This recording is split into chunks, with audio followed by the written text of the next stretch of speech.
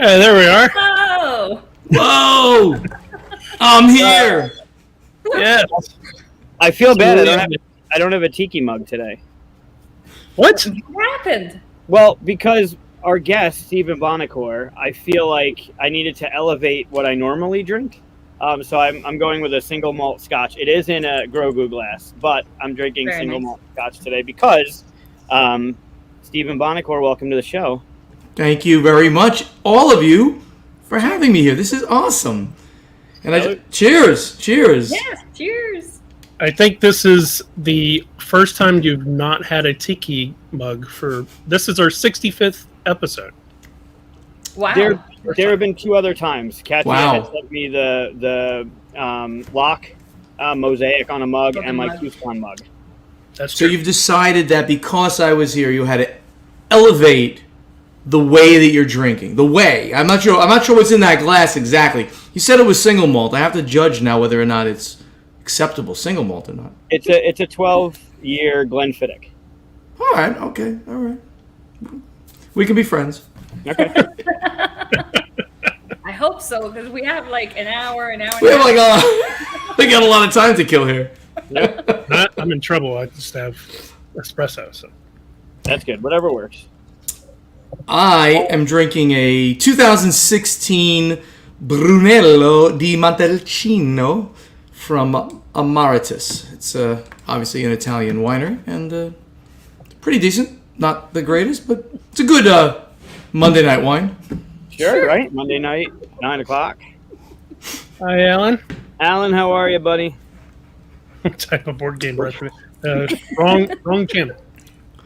What type of board game breakfast is this? Well, you wouldn't know because next week we're going to have Roy Kennedy on. So. Oh, that's awesome. Roy does, of course, I guess you guys know, right? All the AV for the Dice Tower. And he's always right there behind the scenes when I'm doing board game breakfast every Thursday morning. But not this week because they're doing the Pirate Show this week. So the guys take over the show. Hey, am I allowed to comment in the comments? I don't see my ability to do that. I can't do it. Yeah, if you look to the right, you can hit comments right there, and you should be able to talk at the bottom. I think. No, it doesn't allow me to. I can only private chat with you guys. Okay. All right. Well, If you have something to say, just say it. Yes. Yeah, it's fine. So. I will address it verbally to everybody. There you go. Great. All right. So tonight, we are going to go through some who are you, where can people find you, what are you up to kind of stuff. Since it is your first time on the show, you have to go through the lightning round, which Chris will take over and ask you this or that type of questions. Oh, no. Nothing really difficult. Oh, the lightning round. You will be judged, of course. But. Yeah, you will definitely be judged. Too much pressure. Too much pressure. Then I think we'll go into a game of Color Brain, which I'll explain when we get there. I'm sure at some point we'll talk about other shit like the Marvel stuff or Star Wars or whatever.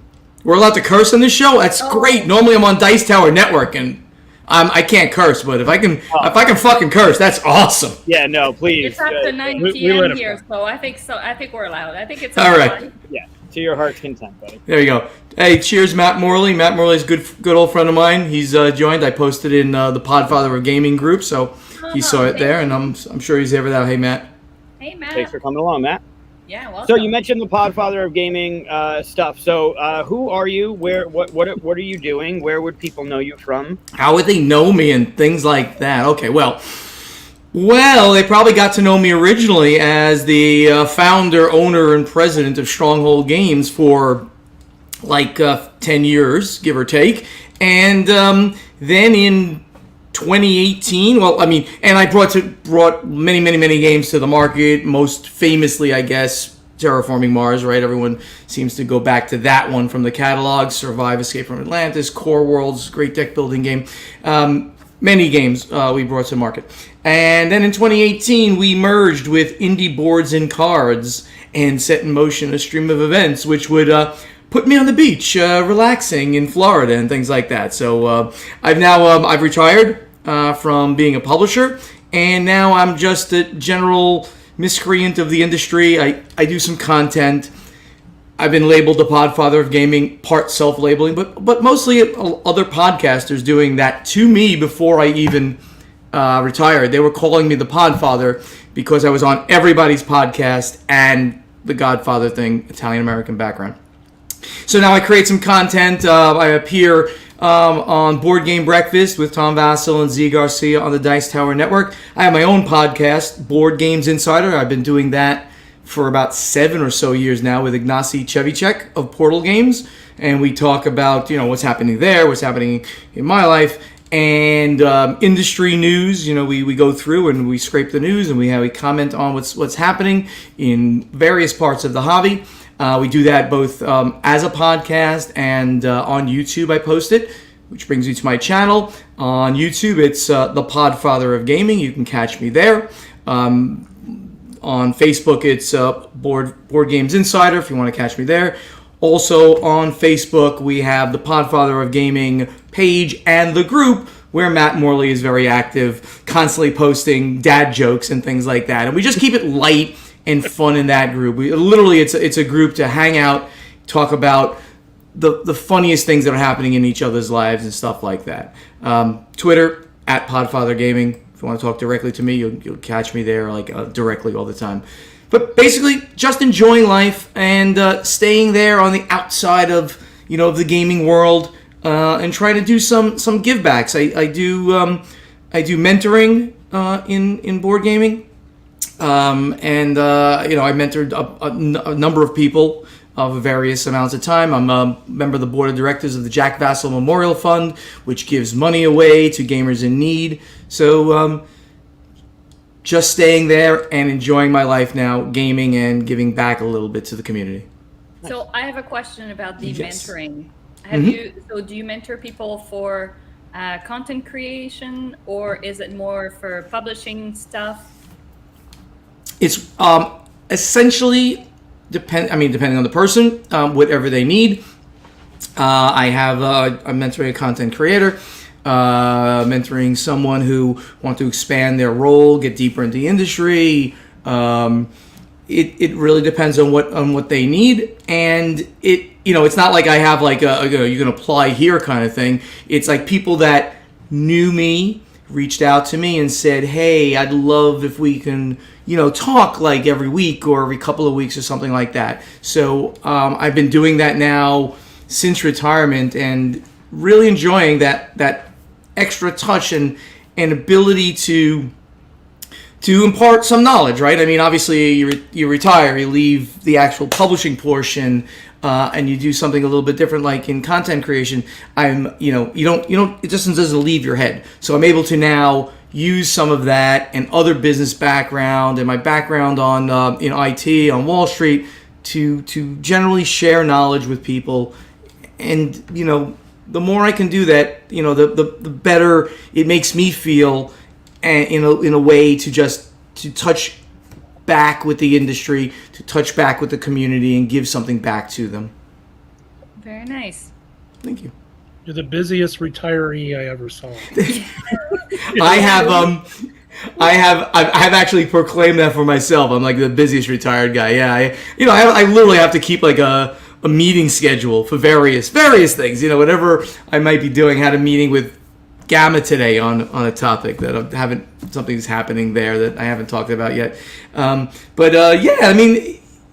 You got to keep yourself busy, right? I mean, I'm not old. Hopefully, I'm not too old. I'm not old, but I just want to stay in touch with everybody. I want to stay in touch with the industry, and I want to keep myself busy. But at the same point, I'm absolutely enjoying life to the fullest. I saw 2 concerts over the last couple of days.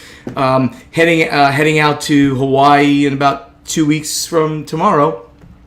So saw most of you guys at the Gathering of Friends for like 10 days. That was a week ago. We got back from that, which was amazing. So yeah, lots of travel, lots of hanging out, lots of gaming of the games I want to play, not kind of the games like you kind of have to play. Okay, let's get another prototype to the table. Let's do this other game where we have to try to develop it a little bit. Now it's just, hey, let's pull off games that we really want to play together. Speaking of that, do you find yourself still? Go ahead. Go ahead. Do you still find yourself doing the prototype thing? No, not at all. Actually, not at all. I know, Mike. Sorry, I know you're a game designer. I mean, for friends, of course, I will. And I really wanted to play. I'm not sure if I'm allowed to say it at the. Yeah, I think because he was talking about it freely. He didn't say not to. Matt Leacock has got something coming up. Right. Did he say not to talk about it? I don't know. I don't know. I wasn't told not to. Yeah. Well, then you say it before I say it. You say it. No, I'm not doing that. I don't know Matt that well. Come on. I know Matt well. Well, he didn't say don't talk about it. So, well, he's coming out with another pandemic, but it's based on a major IP, based on like my favorite IP in the entire world. I didn't get a chance to play it. Lord of the Rings. Excuse me. Sorry, I'm a little cough there. I might have come down with something. So I can't wait to. I can't wait to see that. So I will play Prototype, especially with good friends like Matt or Mike with you. We're now good friends. If you wanted to hang out together and play a Prototype, please don't send one in the mail because it'll sit on a shelf for some time. But for the most part, it's literally like the game collection is this huge wall. It's like, okay, what do we want to play? Bring something out we know how to play, and let's go for it. Nice. Good. Yeah, I was going to say before that question, speaking, because you mentioned the gathering, and I was going to point out to you right here, remember the big box that I carried out at the dinner? Oh, is that it? That's it right there. I have it set up. It was gnomes. The game of Gnomes.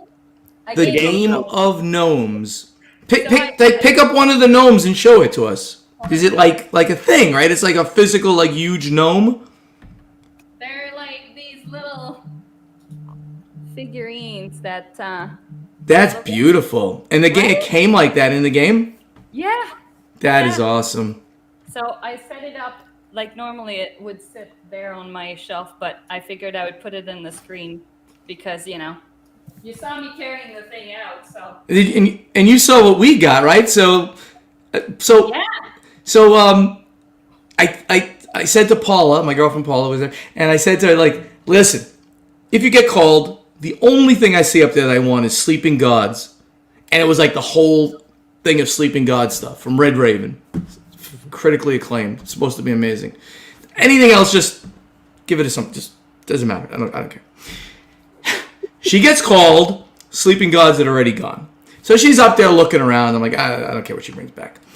At that moment, the guy who took Sleeping Gods had taken 2 games by accident. So they brought back Sleeping Gods. And she's like, I'm like, Paula, get Sleeping Gods. She grabs it as he's coming back. And that was what we brought back from that little, wasn't a prize table. It was just like a drawing of Alan Moon's games that he's getting rid of because he's leaving Syracuse soon. And he's going to be moving to New Orleans. So he wanted to divest himself of, I don't know, a few hundred games. So he was just giving them away. Make it a little easier to move. Yep, absolutely. I know what it is like moving a very large game collection. Crazy. It's a curse. It's a blessing and a curse, right? Blessing and a curse. Right. When you box up 30 moving boxes and then unbox 30 moving boxes. Yeah. That's a curse. Yep. Mine was only 10 when I moved. I think it was 10 or 12 full boxes of games. But I just saw recently Randall from Eagle Griffin posted his massive storage bin that he is loading up with games. I can't even imagine. That's just, I can't imagine that. Hey, Andrew. Hey, Andrew. Glad to see Yeah, it's pretty. Oh, hold on. Let me fix that. Andrew Wolf! Oh, the man! He's awesome. He is. Katia's mic is really low. Come on, Katia. Come on. Didn't we do a sound check? I just, right? Can you hear me? Hey, Dave. Thank you, Dave. We hear you good. Yeah. Okay. Do you want me to kick it up a little bit more? It's like in Seinfeld. I'm just a low talker. Yeah. You want me to kick it up a little bit more? You're one of Oh, those it's low okay. talkers. Well, I mean, if you can. I'd try that. I'm a loud talker, as you probably have same. noticed. As you Same. probably have noticed.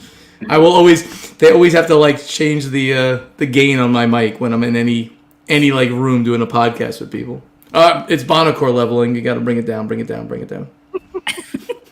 That's it. Do you know the guys? I'm definitely loud in person. That's for damn sure. Yeah, you are actually. You are. You're not low in person. No. No, it's definitely the mic. Sure. Hi, William. How's it going? He's saying, "Come on, Katia." I know. William just got off a playtest of the Stuff of Legend over on the 3WS Discord. I hope that went well. Oh, fun. Very nice. A couple changes that Kevin made to one of the things that we want to just make sure is working properly before hitting print. It's exciting. So, good. I'm glad it went well. So we have, Chris, you put all those links in the show notes, right, that I sent? Yeah. All the ways to contact Steven. All of that is in the description. Thank you. Yep. Perfect. Also, I was putting together the thumbnail for today's video, and I thought, oh, why don't I grab a few games off my shelf that are Stronghold and put them for the background kind of thing. And usually that means I got to zoom in, like I got 3 or something like that. But I just kept pulling them. I was like, oh my God, I had no idea I had that many. So from your own collection, you mean? Yeah. Just thank you so much. You helped fuel my retirement. I appreciate that very much. And because of you that I was able to retire. Thank you. I appreciate it. I'm got some of my favorites right there. I just want to say Space Cadets Dice Duel was the first time I ever actually came to a booth of Stronghold and sat down and did a demo with him, and I was like, I have to have this game and stuff. So I had to put that on top. Very different kind of game, right? A team versus team, real-time Starship combat game. So very different. Yeah. Yeah, in that picture was Dark Moon, and the designer Evan from Van Ryder was on a month or 2 ago.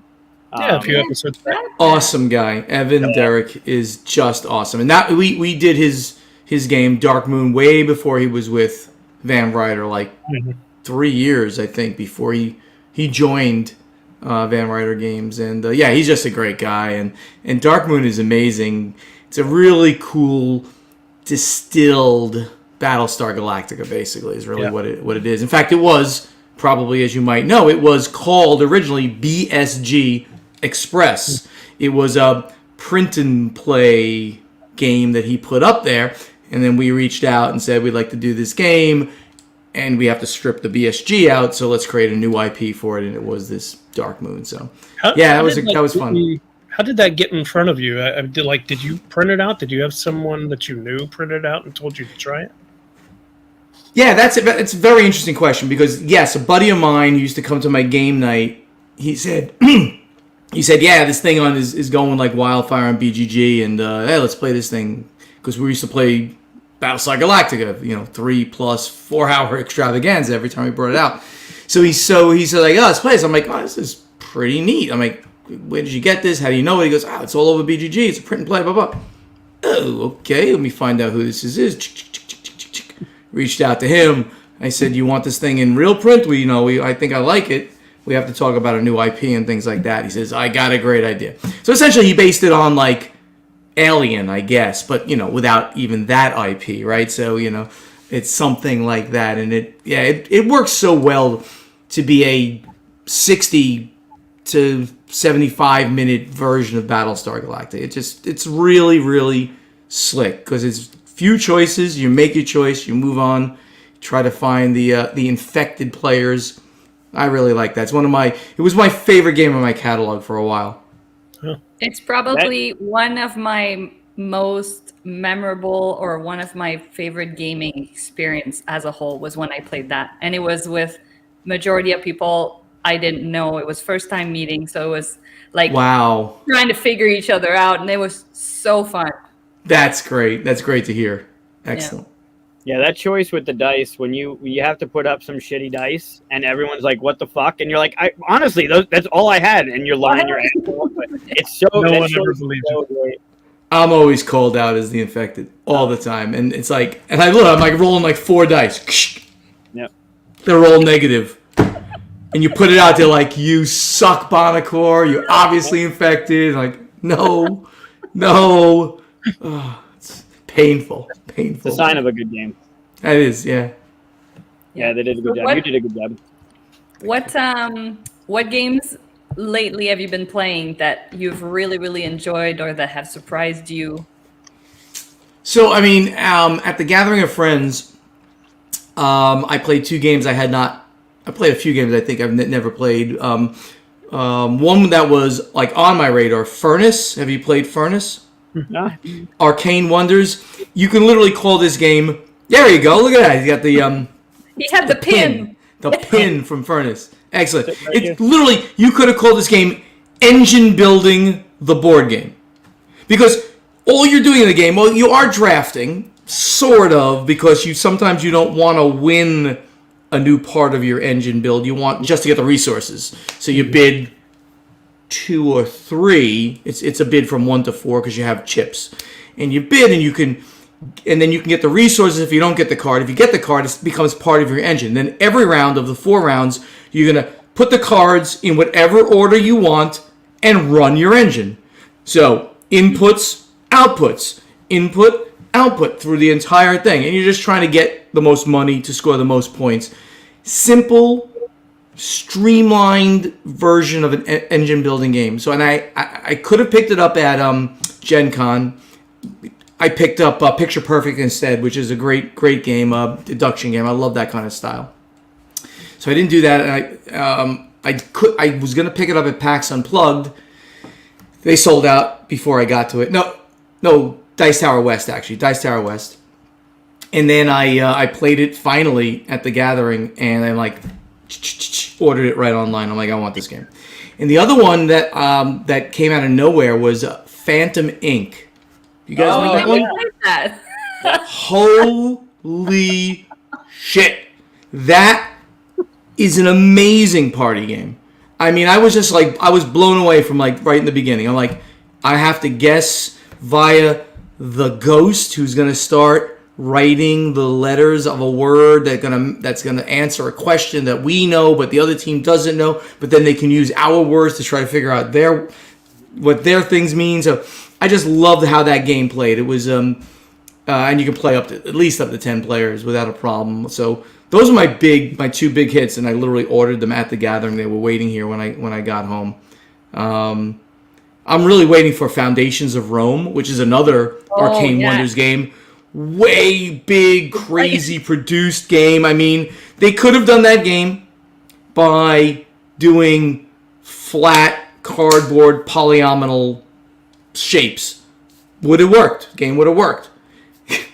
But it would have not looked like it does now. I just think between the production of that game and the gameplay, because it is a great game too, it just hits on all cylinders for me. I know they're shipping now, but this thing must have come in 20 containers, so it's going to take forever to get here, I'm sure. So, Robert, get me the game. Oh, Robert over to Arcane Wonders. That's one of the games you were saying that you were sorry that you missed on Kickstarter, right? I did. I missed it on Kickstarter, but, I know a guy. So, I called the guy, and I said, hey. So, the funny thing is, so I first time I played it was one of the Dice Tower retreats, and I'm like, Robert, I got to get a copy. So I'm going to pay you for it, but I got to get a copy. He goes, don't worry, just hit this link, put in what you want. And I'm like, I want everything. Just give me it all. Just give me everything you got. You're fine. Send me the money. Good. He was going to have a bunch left over. He didn't he didn't print the exact number. He had whatever extra number that he printed. So I was able to get one. And I think I did a lot of publicity for this game, without really trying. I just kept talking it up in various places. But, as content creators, as influencers that you all are, when you talk enough about it and you post about it, I started talking this thing up a lot because I kept seeing it at all the Dice Tower stuff. Because the Dice Tower had a copy. Dice Tower East Library has a copy. Dice Tower West Library has a copy. Robert has a copy. So I kept playing it. And just every time I did it, take the pictures, post about it. Phenomenal looking game, excellent gameplay as well. So you're just really broad strokes for people. You are bidding on buildings. Bidding on lots on a board on a 10 by 10 grid, and you just get the lot, and then you hope to get a lot adjacent to it or more, so that you then can get a synergy, and you can build bigger buildings next to that. And then, as people build, you're going to be putting buildings next to their buildings and your buildings to score victory points during each of the 3 eras. Love it. Perfect game. I literally gave it an 11 when we were doing like the best games of recent history or something. I was doing something with Tom on the Winter Spectacular, and I gave it an 11. I took it back to a 10 because there's no such thing as an 11.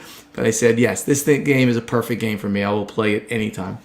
They don't let you cheat? They don't let you put in 11? They did not let me put in 11. Well, I mean, I didn't want to. Scale of 1 to 10, I literally, Roy put up on the screen Buonocore's rating 11. Tom cracked up. I'm like, no, Roy, go ahead, give him the real rating. He changed it to a 10. And it really is. It's my favorite game of recent history. So I don't know when it's officially released. I guess it's a 2022 release. But I'd be hard-pressed to have a better game come out this year than that game for me. See, it's easy to talk about, like, especially as content creators, when you like, you're at this con and you're talking it up, and you're at this con and you're talking up. It's really easy to talk up good games, right? It's not bullshit. It's not like you're talking up a game that doesn't deserve it. When it comes so naturally on a good game, it's just easy to promote it. Yeah. And I specifically don't monetize anything I do. I don't monetize my channel. I don't charge for things. I just, if I like it, I'm going to talk about it. I mean, because I want to.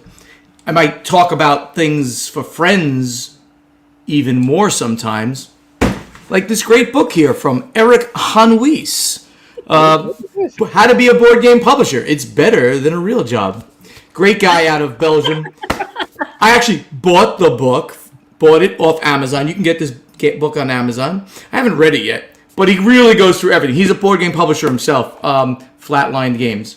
So he told me he was making it. I went out and bought it with my own money. Didn't have to send me a copy. And he goes through everything you need to know about board game publishing. So you don't got to listen to my podcast. Buy the book and you don't have to listen to my podcast. But we'd miss you, though, Steven. That's right. Then you'd miss me. See, there you go. There's my talking about my friend's stuff. Oh, see, everybody's drinking something fancy. See? Oh, Japanese whiskey. Oh, Mr. Bonnie. Also, Flamme Rouge. Love Flamme Rouge. It's absolutely one of my go-to games. Yeah, I mean, that's like a 10 rated game. It's like, to me, the best racing game, and that's what was in the Stronghold catalog, so I really love that game. Thank you, Dan. And what kind of Japanese whiskey are you drinking, Dan? You didn't tell us that. Come on. I know a little bit. Is it Hibiki? You'll be judged. We'll see. There's a little bit of a delay between the comment. Yes, I'm sure. But I'm sure we'll find out very shortly. But yeah, it's funny because like you talk about games that we talk up and like Michael was saying, like we don't necessarily try. And for us, last year after the gathering, it was like that with Dice Miner. Like we played it so much, loved it. Like it's a light game, but it was so fun. We had such a blast with it that like we couldn't shut up about it afterwards.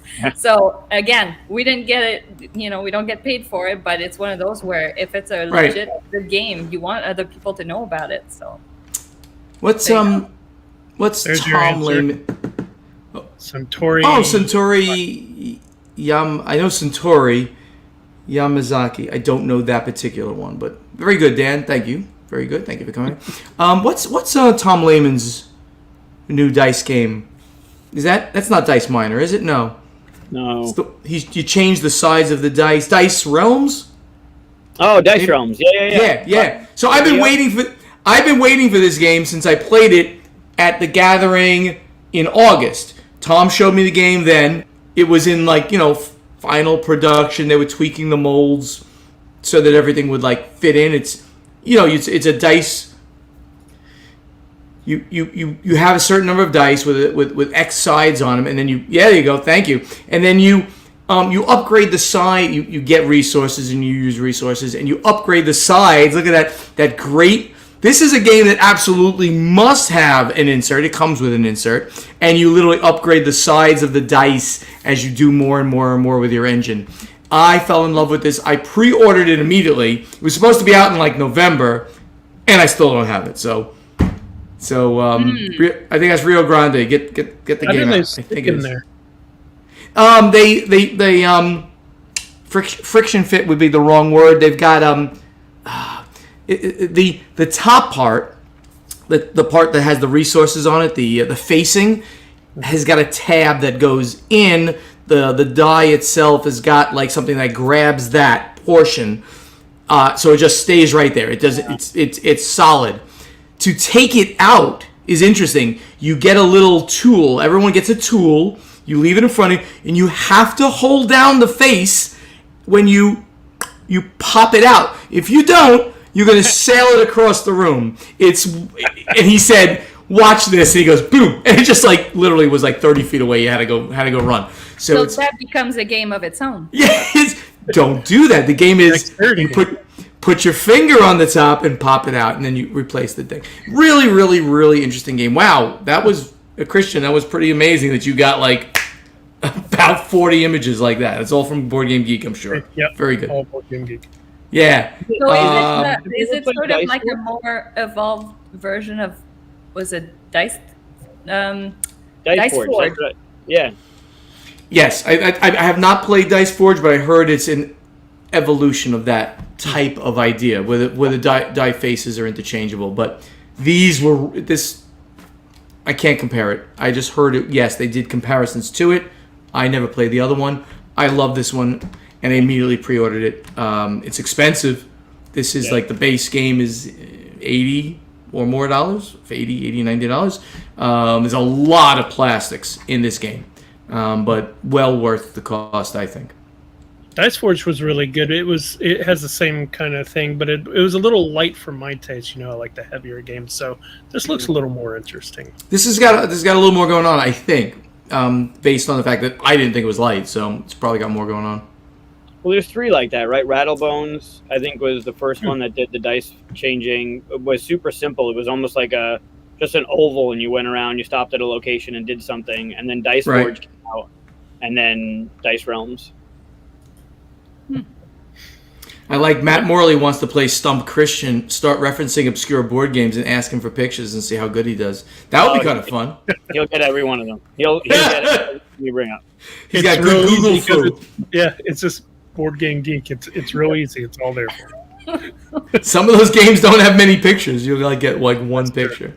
I know. There was something recently I was looking on there, and I was surprised at how few pictures, because it's a game that has been out already for a little bit, and there was almost nothing on there. And I'm thinking, like, where are everybody's pictures of their gameplay and stuff like that? Like, it was just a little bit heartbreaking. I felt like, add some pictures, get some Geek Gold.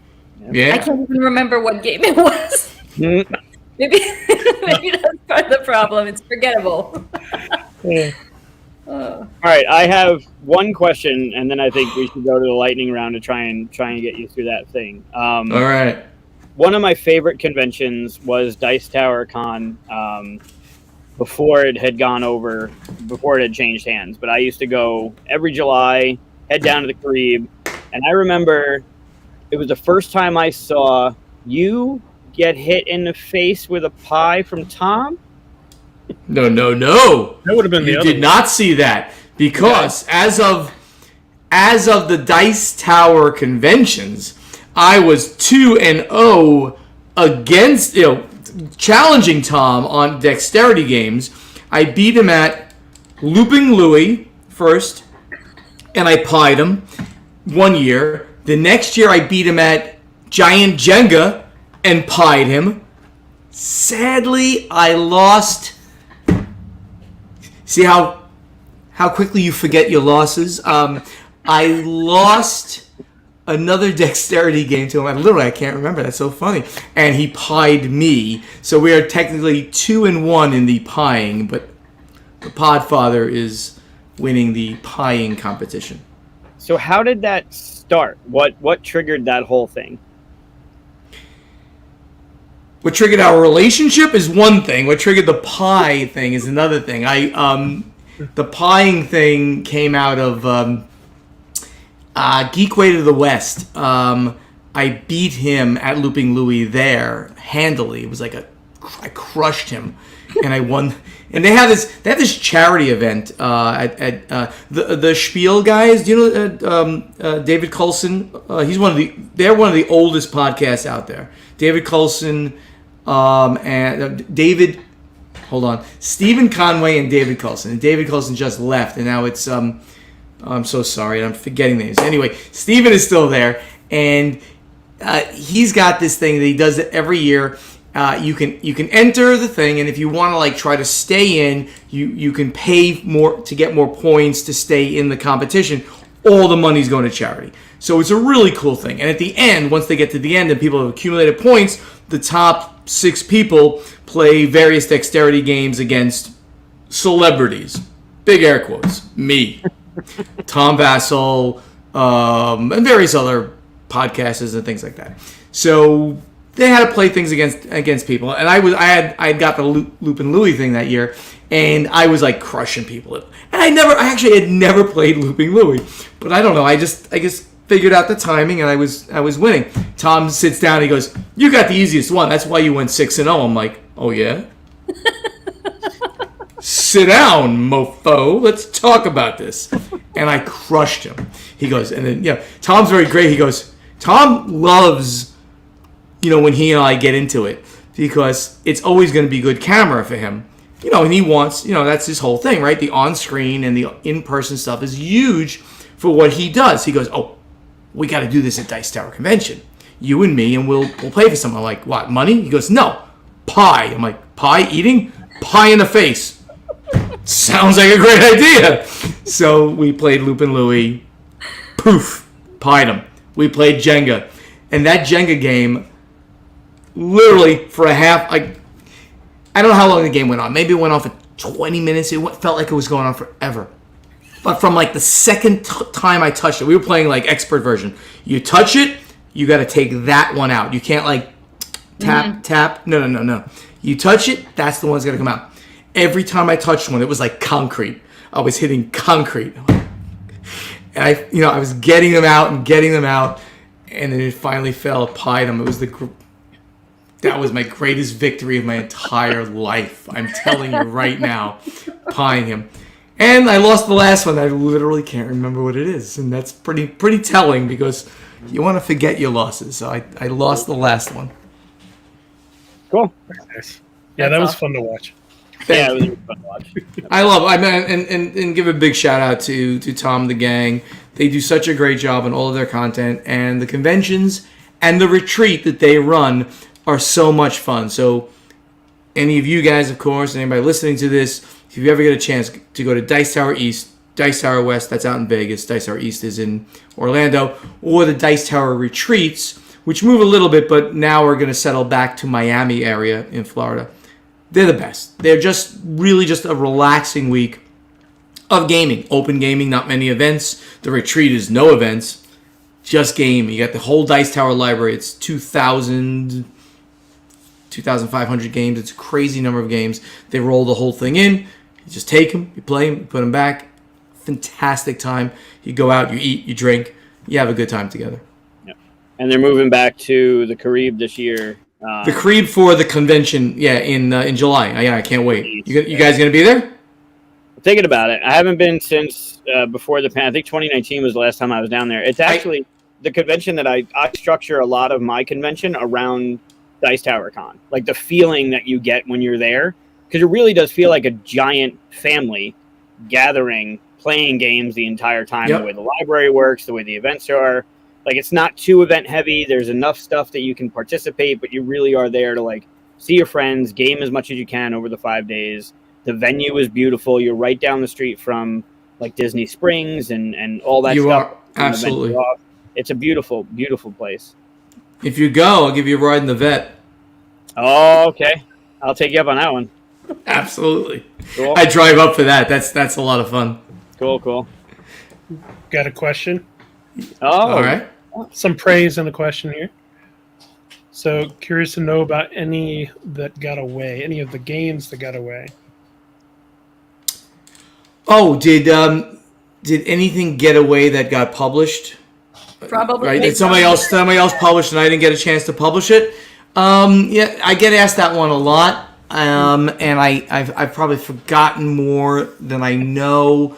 Picture Perfect would have been one of them. So, I mean, absolutely, I got that game pitched to me, but I knew that between the production cost of the game and the licensing fee, it was just not going to be worth it. I knew it was a great game. I knew it would sell. It just didn't work. And so I'm really happy for Arcane Wonders, who are really good friends of mine. And Robert, who basically runs the company. He's the sales and marketing director, but he runs the company. All due respect to Brian Pope, who's the CEO, and I love the guy. Robert runs that company. And he's doing an amazing job with the company. So that may be and since I love that game so much, that might be the one that I would say is the number one. So I'll put Picture Perfect. Check it out if you like deduction games. And it's really a different theme. You're taking photos at like weddings, events, things like that, and you're trying to figure out based on the guest's wants. Oh, this person doesn't want to be near any men. Wants to be away from the table. Wants to be in the back row, and you have to try to like accommodate all of these things, and some of them are completely contradictory, so you can't score the full points. I really enjoy that game a lot. Some people who play that game for the first time say, like, well, everyone's table is going to end up the same if you get all the information. And the weirdest thing is it never even comes close to looking the same. And they're all standees. So you're putting standees next to a 3D table, next to a 3D background. So you're making this really cool thing. And then part of the game, you have to take a picture with your iPhone, with your smartphone, to make sure that all the adjacencies and all of the who doesn't want, like, I don't want my face to be seen. I don't want this person's face to be seen. All of that happens in the context of a photo that you take right there at the end. Brilliant game. I was going to say, just that concept alone is so clever for marketing purposes. For people that play the game and will be like, well, I already have the picture on my phone. I'm going to post that on Facebook, on Instagram. Yeah, that is immediately you post that picture every time you play it. So, yeah, no, it's very, very clever idea in every regard. I highly recommend trying out Picture Perfect, Arcane Wonders. It's beautiful with the acrylic standees too. If you have a chance to upgrade it to the acrylic ones, it just adds a little bit more punch. A little more pop, right? Yeah, really nice. Yep. Also, I agree with Brett here. I think the Podfather needs to come to Syracuse. 100%. Well, I don't know. The Podfather has not been invited as a, special, very special guest of honor. When the Podfather is invited as very special guest of honor, we can make that happen. We can make. I don't know. You know a guy. Do you know a guy that can make that happen? Oh, okay, that guy up there, the guy over there. Okay. We should talk. We should talk offline, and we should, see if we can make this kind of thing happen. It's not like I'm shy about going to conventions and hanging out and doing things. So, absolutely would absolutely consider that, no doubt. Awesome. Where is it located? Syracuse. In Syracuse. Yeah. Very cool. Is it in the winter? 10 minutes from the airport. No, September. It's beautiful up here that time of year. You're from up here, aren't you? Jersey? I born in New York. Born and raised in Brooklyn, Queens, and then the second half of my life was in New Jersey, and then the last 4 years in Florida. So yeah, I know how bad it is in the winter there. No, and during the summer, it's absolutely beautiful in upstate New York. It's low humidity, cool temperatures, really nice. So that's the time to go. Gathering in April in Niagara. Not the best time to be in Niagara Falls. Not the worst time. The worst time is January, but it was totally different in August, wasn't it? Yeah. August was amazing, right? You could just it was like t-shirt, shorts weather, walking around, hanging out. No, I mean, yeah, I mean, if we all had our druthers, of course, we don't have say in this. We'd all want them to, if they're going to run it in upstate New York, you don't want it to be run in the winter or the early parts of the spring or late parts of the fall. You want that summer. It's really lovely. Upstate New York is amazing in that time of year. It is. Agreed. Well, all right. I think it's time. Yeah, it's time for that lightning round. Oh, no. I'm scared. Do I have to write things down? I'm just going to blurt them out. Okay. You're just gonna answer. So what we're going to do here, we're going to have a little tree here. So, for instance, your first question. I'm scared of trees. Yeah, I forgot to tell you that. Fantasy or sci-fi. You're going to answer, and we're going to move down the tree of different questions here. At the end, you're going to be told that you're like a certain a character or something like that, just for fun. All right. So this is like, I know I'm supposed to lightning and say it, right? But, a little background, right? It would be good. Sure. So my single favorite IP in the world is Lord of the Rings, right? All the Tolkien universe, right? So that would lead me to fantasy, right? But that's like the only fantasy IP that I really, really get into. I've never been into any of the other big ones and all. Yes, I play D&D and Pathfinder and all that, but still, I'm a sci-fi guy when it comes to the grand scheme of things. So I'm going sci-fi. I'm going to the... I could not tell which way you'd go, considering all of the games I have from you. Half of them are sci-fi. Like so many sci-fi games, right? So I don't know if I'm pointing in the right direction, but yes, that way. Means yes. we go this way. Han Solo or Indiana Jones? Well, okay. I consider myself kind of a rogue, a kind of a scoundrel on some level. So I gotta go with Han Solo, I think. All right. Yes, Katia, you're agreeing with this? You liking this? All right. Yep. I heard you as yes. Have the power to turn into a penguin or a panda? Huh? Oh, this is not the weirdest of them. That's not. This is. Well, penguins kind of smell, and I think they're kind of stinky and stuff. So I'm going. And pandas, who's not more cuddly than a panda? I'm kind of cuddly. So I'm going panda. Panda. All right. Panda. Sean Connery or Daniel Craig? I mean, listen, all the Bonds have done a great job. I mean, people like rail against this one, that one, but old school, man. You gotta go Sean Connery. Nice. Always wear a cowboy hat or a fez? I'm not a Shriner. We gotta go cowboy hat. And I actually have one because I did some horseback riding back in the day, so I still have a cowboy hat. I'm in Texas. I think it's a law that we're supposed to go that way? No, cowboy has that. All right. Oh, it's the color. Oh, sorry. Color coordinated. It's very official shit here, Steven. It's a very official shit here. Okay. Always be sticky or slimy? Ew. Can I just say ooh? No? Ooh? All right. Slimy is just wrong on every level. Sticky could be fun, and that's all I'm gonna say. Go sticky. That way. What did that mean to you? Go ahead. Film noir or horror? That's a really good question. I've seen probably less film noir than horror, but really but horror is normally just hack slash kill, this, that.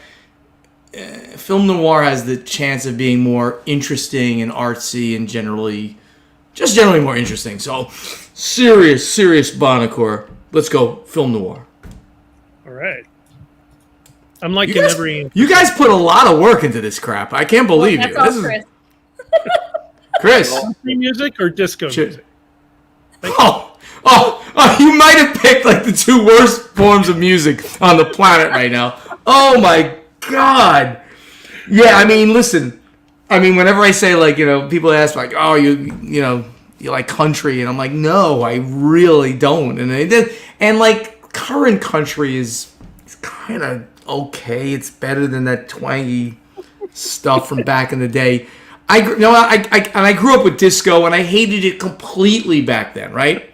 I was a rock guy in the 70s, so I got to throw disco out the wall, and I'm going to go with modern, rock-infused, rock-centered country music. So country. A little edited, but okay. Sure, we'll take it.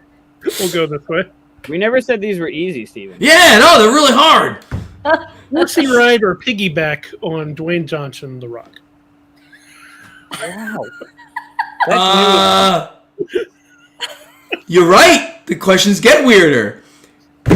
Do I want a horsey ride or a piggyback? So he would like carry me, right? We'll go with him carrying piggyback. I'll be a yes. Okay. Though I'd rather choose neither. If that's, I'd like to meet him. Very talented guy. You'd like to meet him, but not in that way. I would like to meet him, but not on his back in any way. Okay, we're good. People are scared of you, or people easily scare you? Well, I hope nobody is scared of me. So people easily scare me. You're scaring me right now, Christian. So I'm going to go with people are easily scare me. Hopefully no one is scared of me. If you're scared of me, come up to me. Let's talk at a convention. So that would mean that you are Groot. I am Groot. Very good. I will take Groot. Groot is the coolest. I have no idea why I'm Groot based on those questions, but okay. Is there like something that you created that did this or some online thing? No, I put all these together, and some of them make sense more than others. So, yeah, the It's piggyback really horsey ride, fun. that was a curveball right there. Yeah. That was new to me. I never know which questions you're going to get to. So, Nope. I thoroughly enjoyed that. It was a little painful somewhere there in the middle, but Dwayne Johnson. I like to give him a big manly handshake if that's okay. You know, we can. And then a piggyback ride. We don't got to touch that much. Maybe a hug. Hugging's good. Tell you what, I will do the piggyback on your behalf. I'd be okay with that. I bet you would. So I will nominate you to be my surrogate for piggybacking or horseyback riding on Dwayne Johnson. Either one's fine. You got it. thank you for playing our awkward lightning round. Awkward. It's a good way of putting that. It's the awkward lightning round. We did learn a lot about you, though. Not a fan of disco, only a fan of Lord of the Rings fantasy-wise, and Han over Indy. You know, it's funny. People who've watched this before know that if you picked fantasy, it would have asked you Harry Potter or Lord of the Rings. So I already knew which way you were going. Yeah, I was going to be going. I might have ended up going back in the other direction at that point. I don't know how your little thing goes, but yeah. Oh, I'm a huge Tolkien fan. So to the point where like I have like Tolkien offs with people. And in fact, a little anecdote here. So Corey Thompson. Do you know Corey Thompson? He was at Gathering this year as a new attendee. He's from Dice Tower News, Dice Tower Now podcast, and he and I are constantly going back and forth with that kind of stuff. And he threw a little mini convention in the middle of last year, CoreyCon, at his house in Napa Valley, like the home of great American wine. It was so much fun to go there. And we kind of said that we're going to do this. We'll do a Tolkien off at your house. So I got there a day later, like, hey Corey, are we going to do this thing? Are we going to like have a trivia contest? And he goes. He grabs his remote and he hits the TV.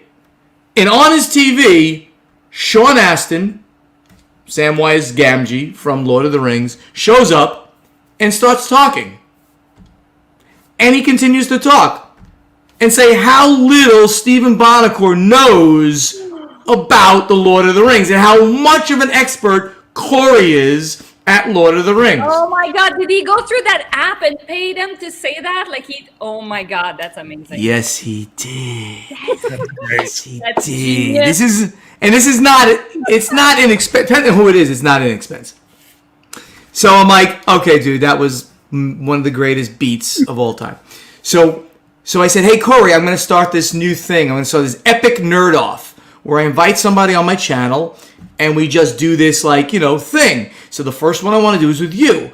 And we'll bring on this, we'll do the Sean Astin thing. It'll be fun. And we'll talk about Tolkien and we'll try to stump each other. And we'll just have some fun for a half hour. He goes, great. So we do it.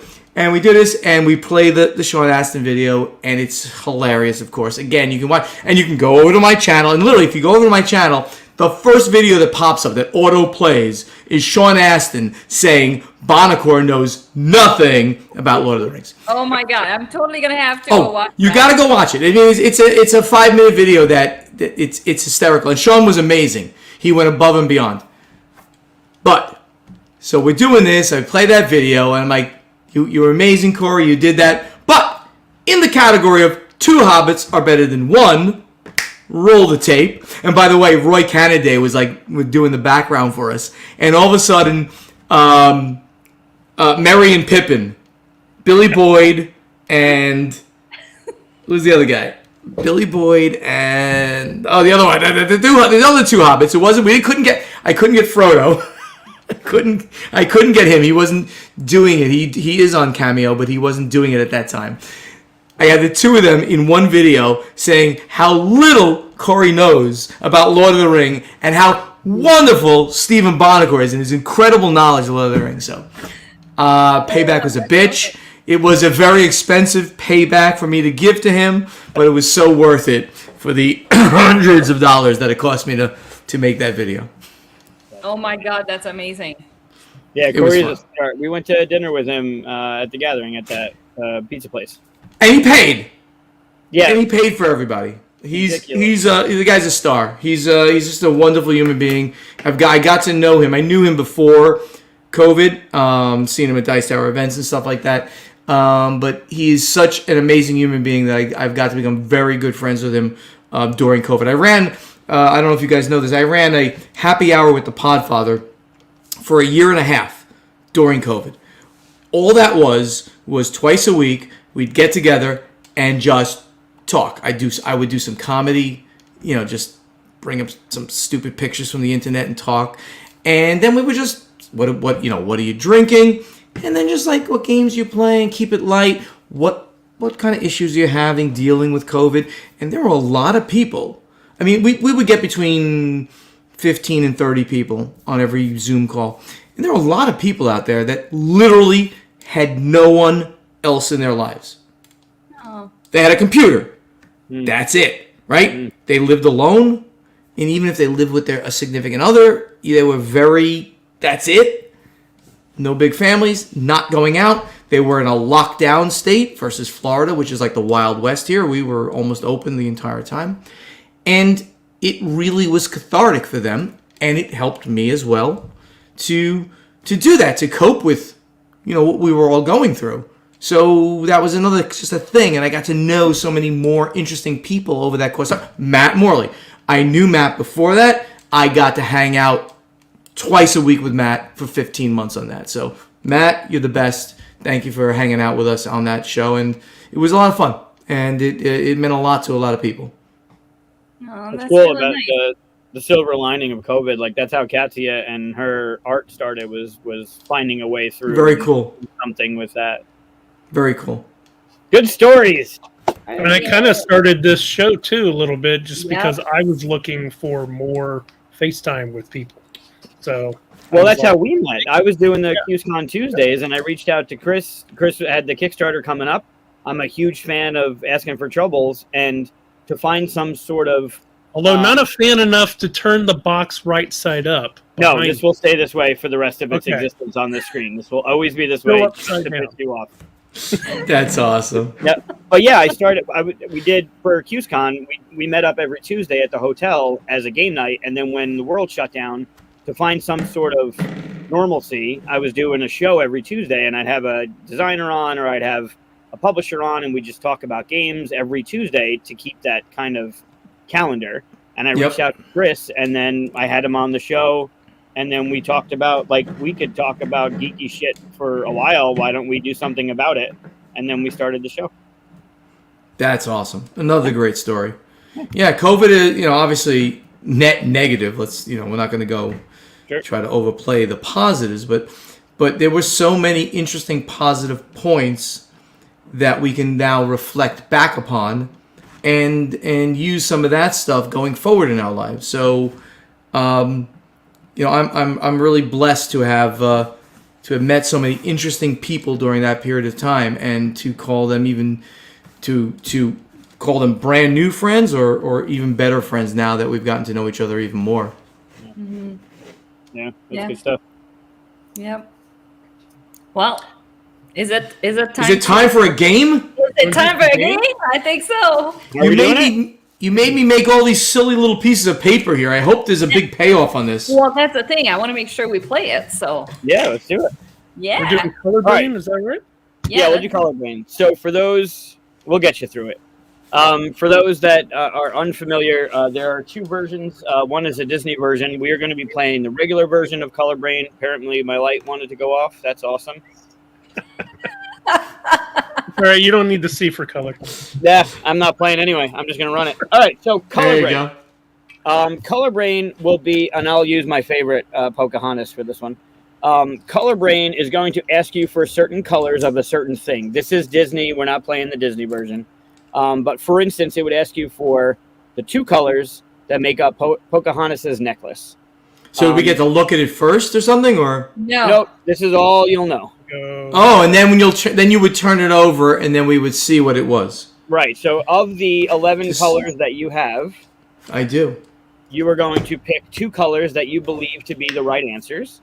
If you get it right, you will get a point on this fancy point tracker. And then the first person to get 12, 1, 2, 3, 4, 5, 6, 7, 8, 9. Nope, still 10. First person to get 10 wins. And then I would reveal and let you know if you were right or wrong. And that Get it would wrong every time. that would be considered blue-white. This Got would be, yeah. So if you had blue-white, you would be correct. You'd get a point. Right. I know you maybe throw out some colors here, so no, What's they don't funny count. is at how many times you've shown that card. When you turned it around and asked the two colors, I still couldn't figure it out. I was like, "Is there some yellow in there?" And I was, and I've seen this card 100 times, and I still couldn't remember. So I'm I gonna know. rock I at this held game. up blue and yellow. You went blue-yellow? So, Steven, every time Chris or Katia do something that I disapprove of, I hold up Pocahontas because she is very disapproving. She looks very disapproving in that picture. Very Yeah. disapproving. She's like, Better. Exactly. Like, I don't It's like better it. when I'm like this, because then she's really just staring up at Chris. very cool. Thank you, Wayne, for and Matt Morley's shouting out how good the happy hours were. Thank you guys. Oh, nice. They both came quite a bit. Nice. Aw, That's good. very nice. All right. So this is the first question. You ready? Yep. All right. Right here. I need two colors that make up Gandalf before and after. Oh, come on. Are you serious? Oh. Wow. Okay. You're gonna play to my strengths and really make it easy. First question in the deck. All right. That was totally rigged. That was rigged. I haven't touched the deck. Is that really true? That was really the first one? It was the first one based on whatever the last one was that we did. Nope, that one we passed on. Uh-huh. It was too easy. It was Vanna White. Wheel of Fortune's Vanna something. Oh, okay. Oh, okay. That's pretty darn easy too. I think you had to skip This one is particularly easy for any nerd. It should All be right. an easy point for all three of you. Oh All yeah, right. it is. Who we playing against? Each other? Yeah, Oh play yeah, against we're each playing. other. Yeah. Oh, I'm It's gonna being win. on. I think we should pass. No passing. Come on, I'm What's your setting you up. What are your answers? Nobody's White going and to say gray. it. Well, it was gray and then white. Let's make sure we get it correct. This is true. It was before and after. It does say before and after. All right. Amber, you needed We to can call give it that. to Katia. We all get the point. You're all Point. We all get the point. All right, name the colors of the other wizards. Oh, brown. Keep And going. Saruman's white. No, He is. Right before, yeah. Yes. I've never read the books. Green? My knowledge- We can't be friends any longer. I'm sorry. There were two unnamed blue wizards that traveled far out in the east, and they never appeared, but they're referenced as two blue wizards. Can you Oh. speak any of the languages? I speak fluent Elven. No, I do not. There's Hashtag like no, I three do not. different Elvish languages. Hashtag no, I do not. I speak fluent Klingon. Hashtag no, I do not. I do know a few words. Nochnech. What does that mean? That one I don't know. Nuchnech. It means hello, or technically translated, what do you want? That's hello.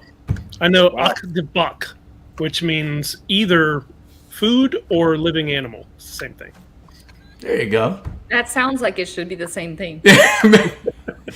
I doubt Klingons are eating too much lettuce these days, right? I don't know. They might have gone to the salad route. All right, maybe. All All right, right, question Next 2. one. You need a refill? I need more wine, but that's okay. Don't worry. Okay. We can take a break, maybe. It doesn't matter. I'm good. Okay. I need 2. Colors. All right. I'm much more interesting the more I drink. Oh. Get the Disney. Woody's vest in Toy Story, not including his badge. Okay.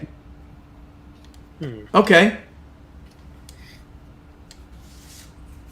Huh. I feel like we've had this one and I failed last time. All I'm right. gonna fail I again. think it was on the Disney one, but I don't. Oh, I'm not sure. taking a shot. It's an educated guess. I really like Toy Story a lot. I love going to Disney World. I used to be an annual pass holder.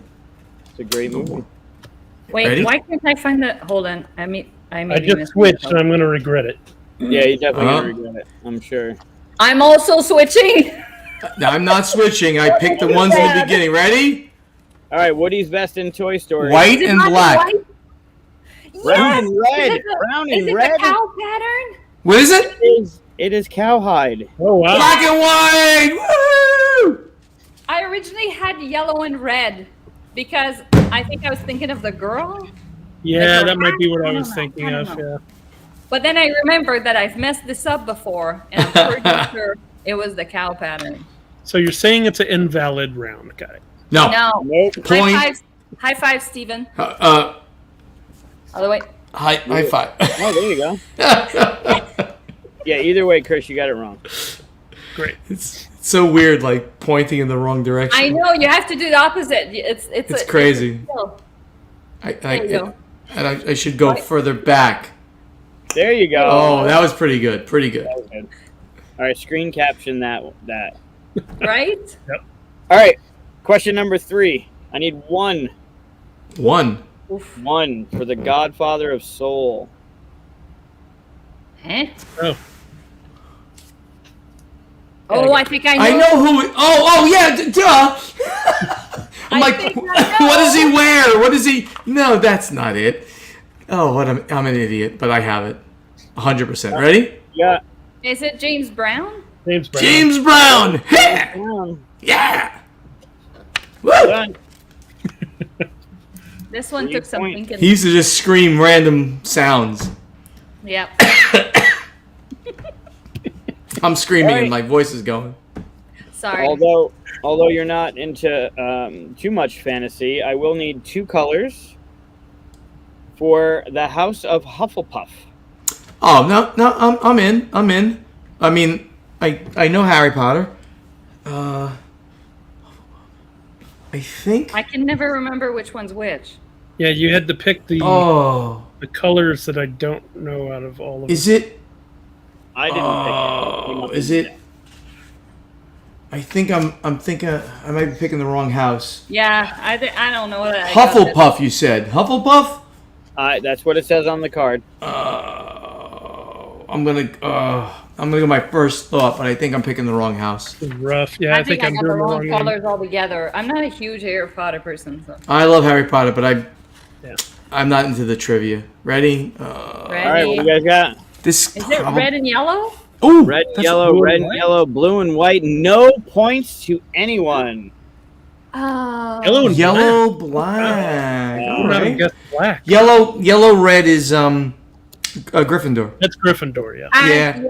As soon Okay. as I thought it, and I'm like, oh, but I can't think if it's anything else, so I'll just pick it. And I Ravenclaw? consider myself Slytherin because I'm kind of evil, and so I'm always like the black and green. I think is Slytherin. Black and green. Yeah, I have a T-shirt. Dan knew the answers. He said B colors. There you More go. comments. There you go. That's a good way to remember it. We do all not- failed except for Dan. Trying to remember what Ravenclaw was. I thought it was blue. Maroon. Maroon. Maroon? Wow. Yeah, wasn't Ravenclaw maroon and... Oh, maybe No not. clue. Guys are way ahead of my knowledge base. No, we're not. This next one has to do with street signs, and I'm not 100% sure that American colors of this street sign are the same in Canada. So, Oh, good. yep, this might help us get a little bit, but I do need 2 colors for the roadwork ahead sign. Roadwork ahead. I don't even know if I know it in America. I think I'm ready. I got this. In Texas, they just shoot up in the air. I got this.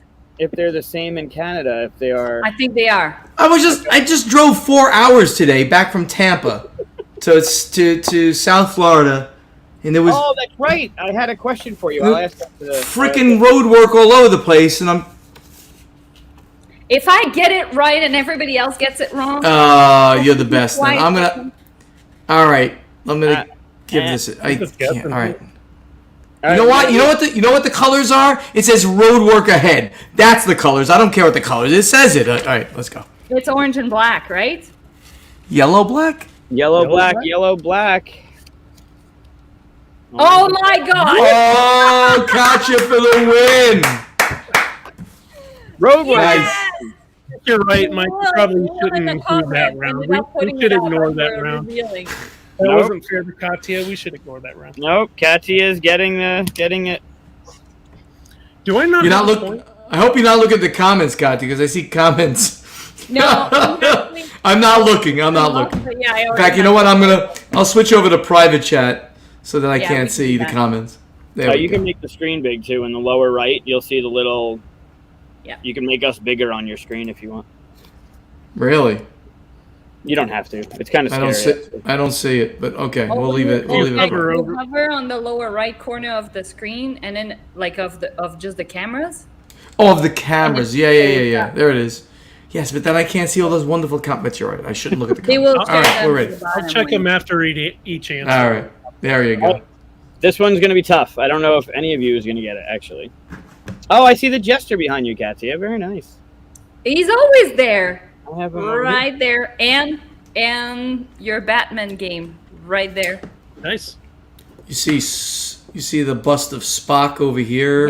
Yeah, My yellow Corvette model over here. nice. Things like Is that. that My that- office. This is my very messy office. What? the original first movie Spock? That is the original first movie Spock. It was like it came out as like a whiskey decanter. His head comes off and you can put whiskey in him. True story. I can take his Sorry, head and off. Brandy probably would be. Those are all my college degrees up there, and Ooh, look at you. other awards from college days. Don't you love the pointing and when you're trying to like? Yeah, figure you're it out? trying to get it, and you're like this way, that way. Like the high five. Yes, this way. I can't. Right. do it. Next question. You ready? Yes. I feel like I'm drunk, and I'm not drunk. I can't do it the right way. I need one color for Jay-Z's daughter. Oh, I barely know who Jay-Z is. You want me to like figure out his daughter? Oh. Okay, I'm gonna.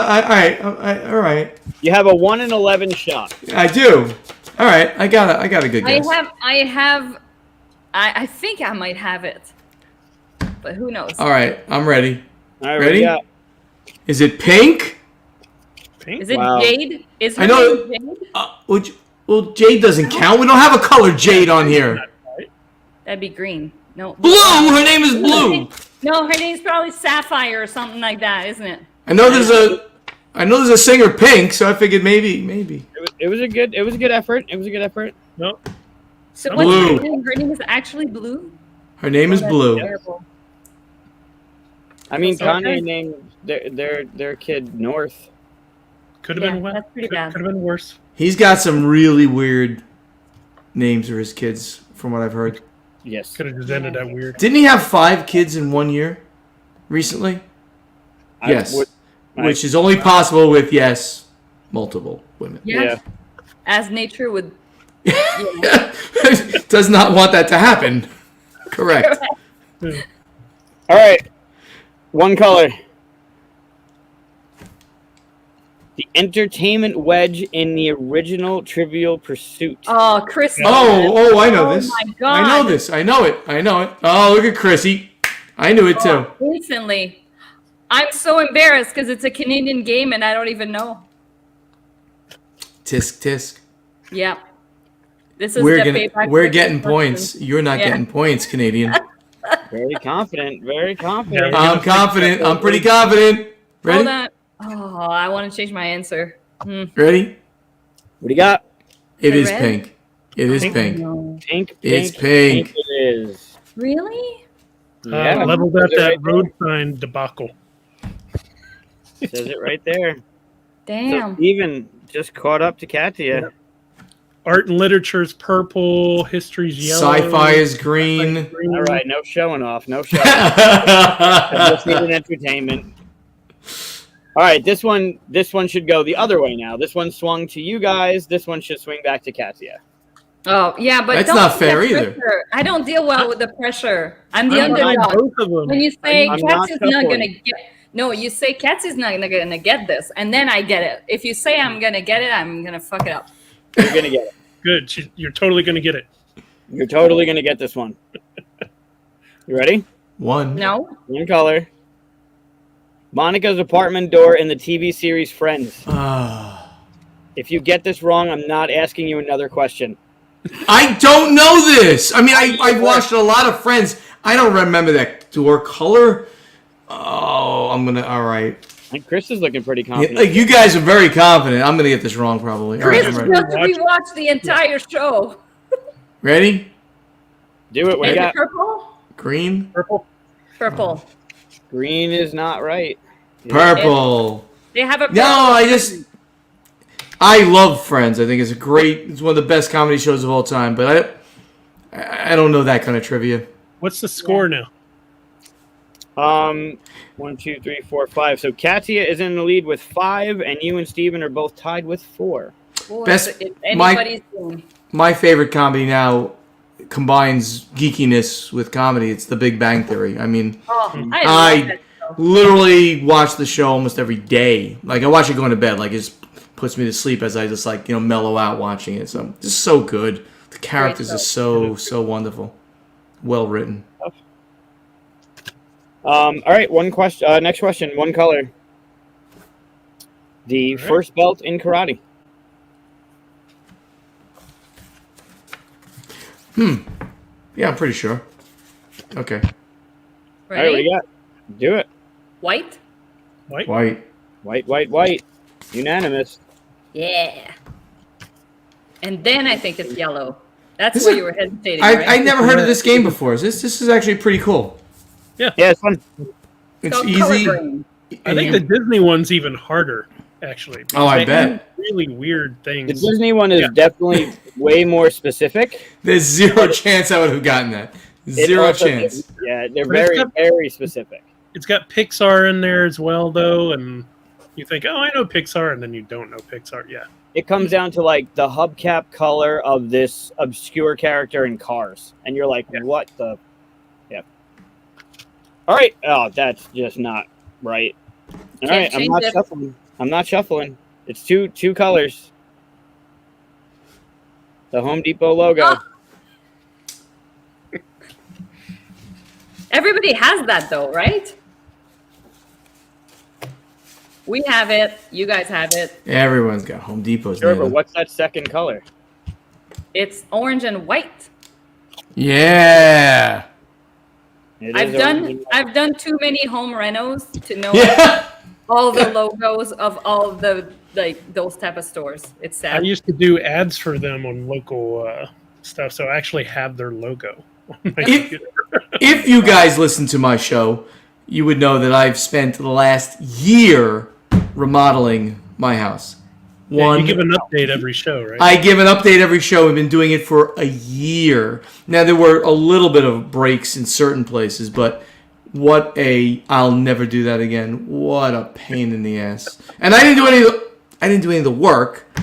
The contractors, of course, did, but there's so much work you have to do anyway, and so much crap you got to put on, delay this, supply chain issues, and just picking out all this stuff, which is fun, sort of, but it gets really tedious after a while. So wow. And the cleaning afterwards, like everything gets dusty. Oh, screw that! The contract is cleaned. Oh, but you're right. Don't do it the same way. Yeah, but you're right though. I mean, yes, my clothes got dusty and stuff like that. So it's messy. I did the whole house at once. Yeah, I did the whole bottom floor, literally subfloor to studs. Not the outer walls, but we broke down a couple of walls to change like the footprint of the inside of the house. New houses, right? Yes, I could have. So that was the calculus. It's like, okay, you stay here and you add money to it, or I move to a place like the next best neighborhood was a significant step up, and you never get exactly what you want anyway. So then I'm going to remodel again. So we just said, we love this place. Let's just take it to the next level. So the place looks great. And you're all invited. When you're all invited. Yeah. Awesome. We'll be there someday. We'll be there. Yeah, the one problem too is when you decide to move because there's too much work that needs to be done. You're like, screw it, we'll just move. You don't know the neighbors and what kind of people they might end up being. Yep, sure. We love the neighborhood. We really like this neighborhood. So yep, you're better off to just make the house the way you want it and stay there. Yep, exactly. Making me panic a little bit. I called a realtor this week. Actually, we're looking for a house. So. Oh, nice. It's crazy market. Yeah, I got those worries already about who we're going to end up next to and all that stuff. But in the Syracuse area, right? No. Nope, going to stay in the swamp that is Houston. Oh, enjoy. All right, next question. One color. Patrick Swayze's partner in Dirty Dancing.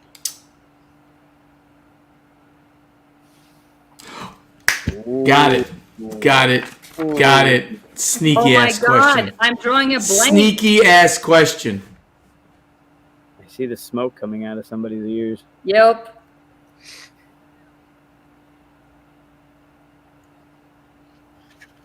So I'm confused because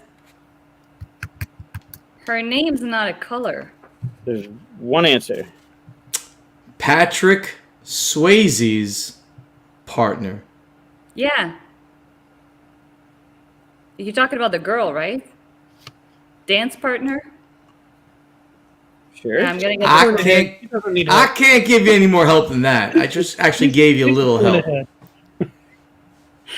Yeah, I'm gonna get this wrong. I'm just making a guess. You still have one. You know it, Christian. Don't you lie. I know you know it. All right, what do you got? You saw the movie. I Ready? got nothing. I'm gonna, Take a guess. is it pink? It's Gray, Jennifer. Jennifer Gray. Jennifer Gray. I thought The great actress, and that's why they put it. They didn't give like Swayze's character name, which I don't know what it was, and was her name Baby in the show? Yeah, her name was Baby. That's why I'm like, it's not a color. Everybody puts Baby in the corner. Yeah. Right, you don't put Baby in the corner. Patrick Swayze, not his character. Right, exactly. Yeah, I know. I didn't know the last name, so. Jennifer Gray, fantastic actress. Fun fact: did you know that they hated each other when they filmed the movie? Oh, did they? No, I didn't know that. Yep. I saw that on a Netflix special. That couldn't stand each other. That's a great. Really? Yeah. Have you seen that show on Netflix? It's great. It goes over like stuff that they did in Die Hard and what are some of the other ones? I can't remember, but maybe Ghostbusters or something. But it's all the movies that you love. Jurassic Park was in there. Pretty Woman. Yeah, it's just a documentary on like the makings of that movie and some of the stuff you don't like, the behind the scene that you don't know about. And so I remember that for that one, it included how much they hated each other. The movies we loved, or something like that. Yeah, there's something also one like that. Yeah, the movies that made us. Is really good. Yeah, the movies that made us. Movies that made I've us. seen that. Thank you, Wayne. That's it. Go.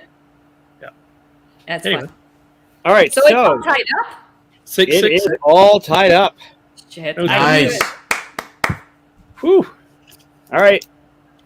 I need one color. Hmm. And the roulette space that the 0 is on.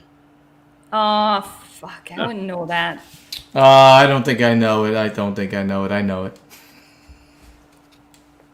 Yep. This is a guess. Ready? Same My as the double. favorite game. It's his green, same as the double Damn zero. it, White. I knew it wasn't red or black, but Green. Only only. It's good that you didn't know that, Katia. Only the degenerates knew that because we're the gamblers. 0 double 0. Green. You're only a degenerate if you go home empty-handed. this is true. You're only degenerate if you play roulette, which is like the one in America. It's like the worst game in the house. It's a bad probably. game. Oh, It's a probably. very in Monte Carlo roulette. They don't use the double zero. They only has the 0, and that makes it a very good game. It's actually good odds game. But no, in American roulette, very bad odds. Well, it pays 34 to 1 though. That's pretty good. If you hit on the number. Pays Okay. 35 to 1. Or 30. 35 to 1 because there's 36 numbers plus the 2 double zeros, and it's not a good thing. Trust me, read the books, not a good bet. I always played the 1/3, 2/3 because it pays out 3. So if you lose one, it feels like your odds are better. They're all fun games, especially when you're winning. Of course. I just like the quarter machine that pushes. That's all. Little arcade that just keeps pushing. I could sit there for a half hour, an hour, and it's like just looking at this shit fall down. I mean, that or I would go to like a poker table, but not a lot of people are willing to do that. Poker's great. I only do well in poker when it's not at a casino. You sit down at a casino, and those people live that table. Oh, Yeah, they do. Yeah. Yeah. All right. One color. Now, Steven, you did say you're a sci-fi fan. Oh yeah. Are you One color. tailoring the questions? Nope, I haven't shuffled. This is how it's coming up. One color.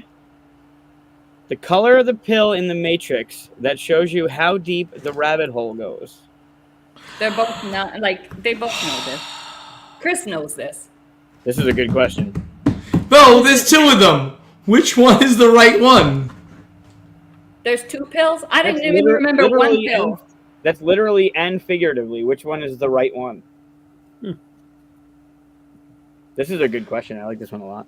I'm going to pick the wrong. I know I'm going to pick the wrong one. 50-50. Well, I just lost this game.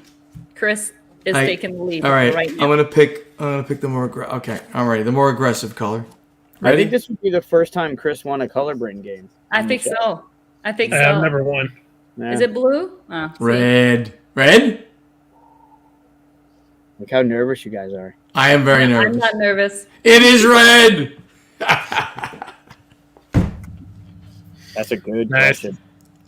Yeah, I mean red, blue, and I'm trying to say right. It's probably the red. It's a more aggressive color, right? That was in my head. I just didn't remember which one it was. All right. How are you on your Simpsons? Pretty good. Fair to middling. Yeah. Oh, hit me. All right. Who's it? Give Who's me it? one color. Not the color of their skin. Marge Seriously. Simpson's necklace. Oh. I think I got it. You need them to get it wrong. Yeah, I know, but yeah, they don't. They have it right. It's white. Did you get white too? Yeah, it's white. You're White. all wrong. What? Whoa! What? Really? Right No. there. No, Red. that's Lisa's necklace is white. Marge Simpson's necklace is red. Audience, tell us if that really is true. I don't Can't believe be it. right. I think it's white. Up. Look it up. That's I was funny. sure. I was Wow. sure. Oh wow. Yeah, I was pretty sure on that one. Yeah. It Well, must it's be red. Lisa's then. I know there's a white necklace in that show. Sure, Lisa's with the red dress. Yeah, probably. Here we go. Red. Red, red, red. It's red, all red. Get the hell out of here. Wow. Damn it. Very confident. Yeah. Wow. You know what it is? They're like pearls, so instantly. I thought- Yeah, yeah, yep. All right. All right. I don't know this one, and even if I could help you, I couldn't. I need one color. And your clue is Stilton, Cambozola, and Roquefort? Okay. I know what they are. Well, that's a step ahead of me. Oh! Uh-oh. Nope. I got it. I got it. I Oh, got that's it. not good. I got it. I got it. I got it. I got it. We could have a winner. Is this for the win? If I get it? This could be for the win. You are one away. Along with So- Christian. No. What do I get? Do I get like a free trip to Kuzikan? You get a free badge to QsCon. And a dinner. Oh, look at There that. you go. All right, here we go. So wait. Chris, what do you have? We're going to do this one by one. I think I got it. Hope I got it. I just thought something Hold Rockford on, Red. hold on, sounded Stephen. You gotta like put your card up. We need to know you have committed. Oh, to a she wants card. to make sure you're not cheating. Okay, Uh-huh. this is the back of the card. Okay. Okay. No, come on, I'm a gamer. I won't cheat. All right, God. Katia, what do you got? Have white. White. Okay. And Steven, why do you think you have the right answer? It's cheese, and I believe they're all It's a blue blue cheese. cheeses, aren't they? They Oh. are. Oh, Yes! Damn. Yes! I knew it was cheese. I didn't think it was blue cheese. That's Ugh. good. You're good. They're all yeah, at first I was like, I picked yellow, and I'm like, wait a minute, wait. Roquefort is a blue cheese. Ergo, It it is. must all be blue cheeses. There you go. I will happily recycle all of these little pieces of paper you made me do before the game. But that's a really good game. This is available, by the way? Oh yeah, this is Never been that close to winning. that was. Rob. You'll never get that close. again. Christian, I have robbed you of your victory. I'm But okay you know- with that. I'm okay with that. You want the guest to win, don't you? You want the guest who has helped you have a good time here. It was well earned. Yeah, this is 2019 Big Potato. Okay. Very good. Very good. I'm going to put this in the collection. Excellent game. And the other one, you can find this at Target, but that's the other one. That one I would be less good at. Yeah, it's haven't very, seen that very, one. very more specific. I looked for it at Target. I couldn't find it. Oh, I don't know if they well, still have it. I probably bought all of yours online, so you couldn't get it. That sounds right. Yeah, that was fun. That was awesome. I'm glad. Thank that you was- so much. That was great. Thank you. Yeah. That's a fun one. That I knew as soon as it was like, I think I was ahead by only 1 point. I was like, this is anybody's game. I could still easily lose this. It can Yeah. turn That rapidly. was great. Very Yeah, that was a good. good one. Yeah, and that was not. I didn't shuffle anything. That's the way they were. That first question was perfectly rigged. I mean, Yeah. though it wasn't. Right. Gandalf, gray or white. I mean, Gray or white, you were Gandalf's talking about before and Lord of the after. Yeah, That's that so happened funny. To, who did we play with that happened to? The first question. It was a Canadian question. I forgot what it was, but something happened. The first question was like, "Wow, that's ironic." Was that with Matt? Oh, it was the Canadian flag. He was asking for the Canadian flag, and it was like red and white. Was that when we were playing with Matt? Even I know that I one. think so, but yeah, it was pretty. It was like, okay, Matt- everybody's gonna know yeah. this. Oh, I don't remember what I it can was. sing. I can sing the first few bars of the Canadian national anthem, only because all the hockey games I listen to always sing the Canadian national anthem. Oh, so speaking of hockey games, and I know Oh, you were just down. You were just down at Amalie Arena. How was the Elton John concert? Oh man, so yeah, Elton killed it. I mean, it was just absolutely astonishing what he can still do at age 76. Yes, with a fairly small band. It stood in stark contrast. How good this concert was stood in stark contrast to the concert I saw 2 days before that. I saw the Who in at the Hard Rock Hotel and Casino in Hollywood, Florida, which is kind of close by me, about a half hour south. And while I love the Who, and the first time I saw them was 1979. It was like the second concert I ever went to in my life. They were just not that good. They weren't that loud. I mean, look, not that I need to be loud as, I don't need my ears blown off, but it was not the Who in any way, shape, or form. Daltrey's voice sounded good, but they didn't amplify it. Townsend could shred the guitar like ever, but it just didn't come together the way you would expect The Who to be. And I don't know. I'm a big fan of that group. Again, I've seen them once a long time ago, and then I saw them just again. But it was a pale comparison. And then Elton John. I'm a huge fan of Elton John, so I'm a little biased in that regard. I've seen Elton John like 30 times, and wow. the whole band, they just crushed it. He was amazing. So much energy for somebody at that age. And this is his actual, like the Stones have done their fifth last tour ever. This is literally Elton's last tour because he says that he wants to spend more time now with his husband and family. So this is it. He's doing a tour. Once he finishes this tour, he might do some one-off thing for someone, but that's it. He's not going to be playing, certainly not touring anymore. So if you get a chance and you had to pick one of those two, see Elton John. If you're at all a fan, they just killed it on every level. It was beautiful performance. Great. His voice was strong. The musicians were great. They all acted well just on stage. They put on a whole great stage show with it. Fantastic. That's awesome. I saw the video, the live video you posted. You had pretty good seats too, right off to the right of the stage. Decent seats. I've sat in better ones for him, but they were looking at the stage where they were up on the right side,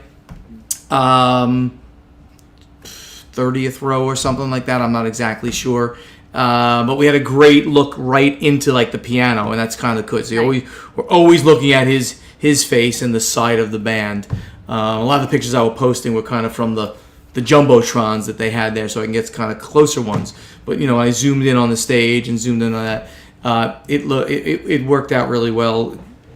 Fantastic show. I'm actually seeing him. I've on this tour alone, I've already seen him 3 times. Again, last tour. I'm a huge fan, so I've seen him 3 times already, and it was postponed due to COVID for a while. And I'm seeing him one more time in Atlanta, and my brother, who's crazy, he got the entire skybox at the, I don't know what the stadium's called in Atlanta, Fulton County Stadium. I don't even know what it's called, but he did the whole skybox, and he's renting it out for everybody to be there, all of his friends and associates and shit like that. That's so amazing. It's gonna be that's gonna be a really good time. So, and that's in September, so that'll be close to the end of his tour. Don't say end of September, because you have a date up here in Syracuse, end of September. Now, that's funny. End of September. I'm not going to be able to make it for a different reason. Not Elton. Are you going to Essen and leaving early and all that stuff? I'm certainly going to Essen, but that's not even the reason. Oh. Have you heard of the World Series of Board Gaming in Las Vegas? Yeah. With a $25,000 top prize. Well, I'm not playing in it. I'm going to play a little bit. But I am their guest of honor at the World Series of Board Gaming in Las Vegas. So, yeah. I was just going to say before he That's so funny. That was one of your things from a while ago. I was leading into that. Yep. So, what's your You answer? want me to answer that? They're both great songs. How do I pick one of 2 iconic Elton John songs? I guess I would pick Saturday Night's Alright, I guess. They're both great. They're both amazing songs. But anyway, rock. so your con is literally that last weekend, including the end of September, beginning of October, right? Correct, yeah. I'm literally going to be in Vegas at the exact period of time, so I apologize. I cannot make it. But I'll send you a rain check, it's fine. Yeah, all right, I'll take the rain check. I appreciate it. For sure. Yeah. So Saturday Night's Alright over Crocodile Rock. That's rough. I mean, he's got an uncountable number of great songs, right? Because I've literally had all of his albums when I was young, and I know all of his music from all of his albums. So, yeah, I guess I would, if I had to pick one, I'd pick Saturday Night. But there's 100 songs I would pick. Sure. I need to answer a Rocket Man. I mean, you could put them. Which one would you like me to start singing for you? Ooh, Crocodile Rock. My Hold on, voice is a where's little. My voice is a little strained right now. I don't think I I want to like start the singing. one where it goes. Oh, it's something about the blues. That's why they call it the blues. Oh yeah. And I guess that's why they call it the blues. Time on my hands will be time spent with you. How's that? Love it. Yeah. Oh, it's awesome. Yeah. Well, that's a first. I don't think we've had a guest sing on the show. I like Not singing. really, no. I like Sing. singing. Love I do. singing. Occasionally, I'll do karaoke. I really like to sing, but sing in the shower. I'm really good in the shower Yeah. I'm with all the good. reverb. I love singing in the car, and then karaoke. If you get me in a karaoke place, oh my god. We'll do that sometime, without a doubt. Yes. I don't think We'll there's have enough. to go to Scotch. karaoke bar at some con, and it'll be like, all right, let's head. You know, that would be really funny if they had one in like Niagara or Buffalo. I'm sure they have one in Buffalo. We'd have to, at the Gathering of Friends, we could. I'm sure they got one that's within a half hour from there. You want me to do? You want me to do Tiny Dance a cappella? Huh? Is that what you want me to do? All four of us? No. All four of us? No. There's not enough scotch in a karaoke bar to get me to karaoke. Oh, come on. After Nope. the count the headlights on the highway, I don't know what he says after that. Oh, I'm totally Blue the- Jean like Baby. the Tony Hey, Danza. lady. Yeah, Tony Danza. Tony Danza. Hold me closer, Tony Danza. Yep. Yeah, that's totally me in the song. I don't know what he says. As long as you're having fun. There's some really high notes in that song. That's a tough one. Yeah, there are. Yeah. Yeah, I I noticed you was started saying before lower. the show, like the Crocodile Rocket for me is just such an earworm. Like once it starts, then I have it in my head. It's like na na na na na na. Yep. You can't stop. Yeah. It's the intro. Yeah, that too, the piano. Yeah. Yeah. Wayne Kruger's telling me my schedule here. He said it's September 22nd in Atlanta. That's exactly right, Wayne. That's when I'll be there at the show in the one of the skyboxes. It's gonna be pretty epic. That's Yeah, it's fun. pretty good. And that'll probably be the last time I ever see him because I doubt I'll get to see him again after that. Pretty cool. That's pretty neat. So- You've seen him 4 times on the same tour, though. Same tour, and I literally have seen him. I mean, I don't know if it's 30, but I mean it's a lot. I've seen him a lot.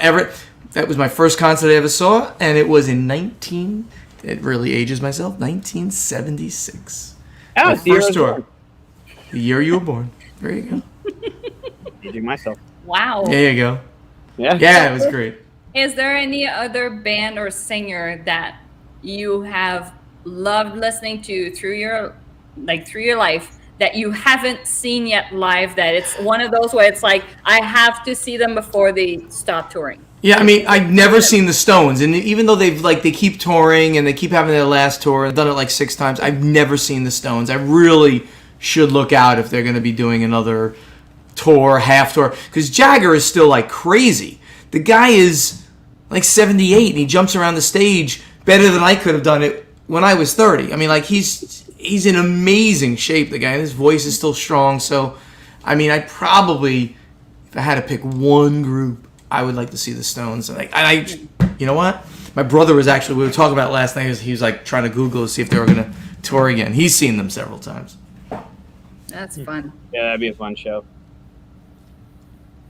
All right, so we have all the links on where people can find you. Is there anything you want to promote, say? We'll just end with thank you guys so much for having me. I really had a great time. I mean, I do a lot of this. Normally recorded, not live stream, but I do a lot of podcasts. That's why they gave me the name Podfather and I took it.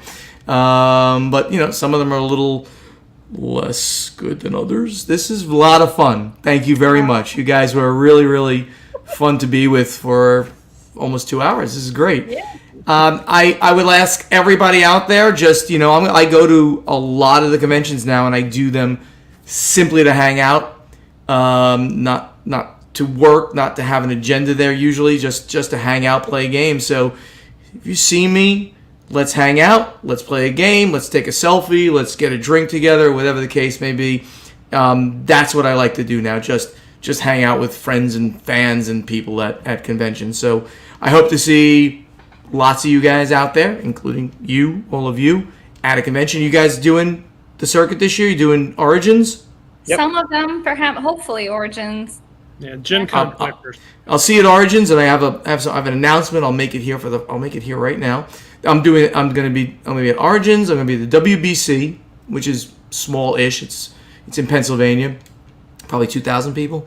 I'll be at Gen Con. I'll be at all the Dice Tower conventions, the Dice Tower cruise, the BGG cruise that's in July. If you're gonna be on that, I'll be at PAX probably. So, and I'm gonna be in Essen. I'm gonna be in Essen this year because I have missed it now for the last couple of years. So I'm doing them all. Origins. I've just agreed to be the co-host for their Origins TV media track.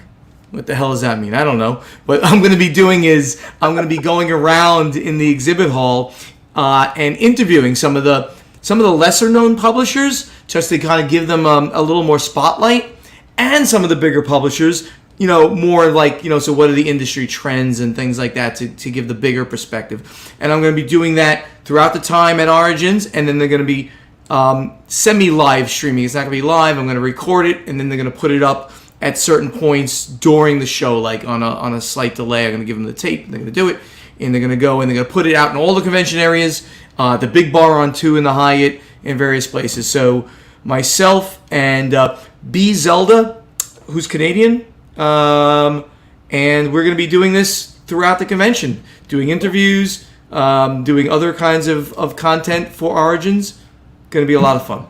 Really looking forward to doing that. And that's the first time I'm mentioning it right now on the show, because I literally was on the fence about doing it, because it is a little bit of work, and I try not to do any work in my life. So I'd rather go and just game, but I'm like, all right, I'm going to do it for Origins. I really want to see Origins do well again and try to raise the bar that is their media. So I'm going to go do that with them. And Rachel Blasky's a really good friend of mine. She's just started working at Gamma, and she really wanted me to do it. I'm like, yes, Rachel, let's do this together. So looking forward to that. So hopefully I'll see some of you at Gamma. That'll be some of you at Origins. That'll be a lot of fun. Yeah, I'll be there. Awesome. Right. Cool. Well, thanks for coming on the show. Yeah, we're going to go over you. to Discord and hang out. If anybody wants to talk some more, we'll be over there. Stephen, always a pleasure. Thanks for taking the time. It was great to see you at the gathering. It's great to see you tonight. And I'll see you in June. See you in June. Thank you guys so much for having me on the show. It's been a real pleasure. I really appreciate it. Thank you. Bye-bye. Have a good